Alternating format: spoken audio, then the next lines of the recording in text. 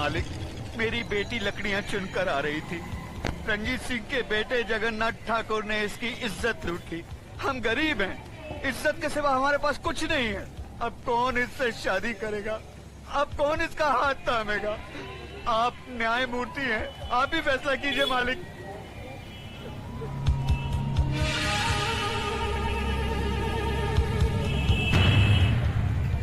इस बात का कोई चश्मदीद गवाह है?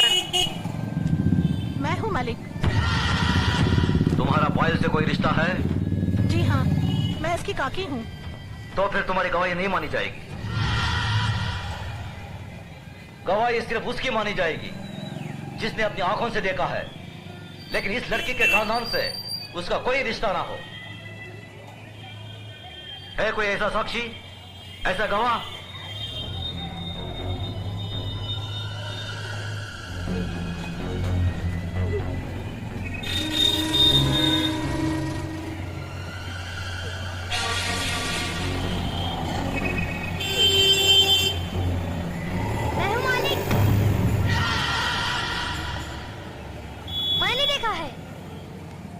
तुमने क्या देखा है बेटे? मैंने देखा कि ये इस दीदी को जबरदस्ती अपने कंधे पे उठाकर पंप शीट में ले गया और दरवाजा बंद कर दिया। ये बचाओ बचाओ चिल्ला रही थी, मगर वहाँ कोई नहीं था।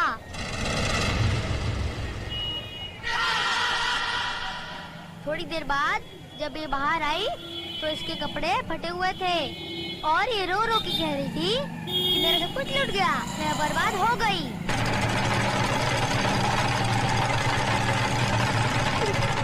जगन्नाथ, कमीने कुत्ते, तूने इन गरीबों को क्या समझा है? ये वो गरीब मजदूर हैं जिनके खून पसीने की बरकत से हमारी धरती पर हरियाली जागती है। हमारे सर पर जमींदारी का ताज इन्हीं गरीबों की बदौलत है, जिसके बदले में उन्हें 2 वक्त की रोटी 2 गज की चादर मिलती है। और तूने उसी चादर में घुसकर इस गरीब की इज्जत लूट ली। फिर तुझ में और जानवर में क्या फर्क रहा? मुनीम जी, देवी माँ के मंदिर से सिंदूर ले आओ। जी मालिक। पायल, तुम इधर आओ। जिन हाथों से मजबूर करके इस कमीने ने तुम्हारी इज्जत लूटी, आज ये उन्हीं हाथों से तुम्हारी मांग भरेगा, तुम्हें अपनी पत्नी बनाएगा। ये हमारा फैसला है। गजराज, अपना फैसला बदल दे। आंखें मत दिखा। ये नीच, जिसके पांव अगर मेरी हवेली के फर्श पर पड़े तो फर्श कंधा हो जाए, इस 2 टके की लड़की को तुम मेरे घर की पांव बना रहे हो। तो नहीं जानता, जमींदारों में ऐसी बातें होती ही रहती है। मजदूर औरतों और मालिकों के बीच में ऐसे खेल तो अक्सर होते रहते हैं। कोई अपनी बीवी नहीं बनाता उन्हें। खामोश! मजदूर औरतों की इज्जत जमींदारों के बाप दादाओं के कोई जागीर नहीं होती जिसे वो अपनी मनमानी करे, रोन दे, कुचले। इज्जत इज्जत होती है, चाहे वो किसी ठाकुर की बेटी हो या किसी मजदूर की। पागल हो गया तू? तुझे इंसाफ करने की अकल नहीं है। तेरा अंजाम बहुत बुरा होगा गजराज।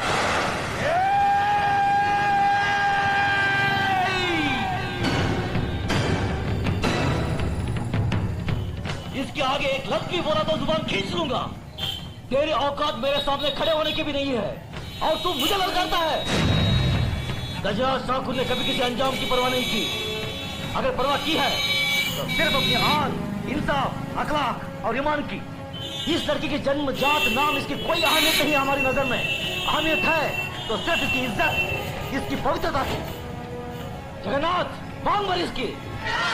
गजराज!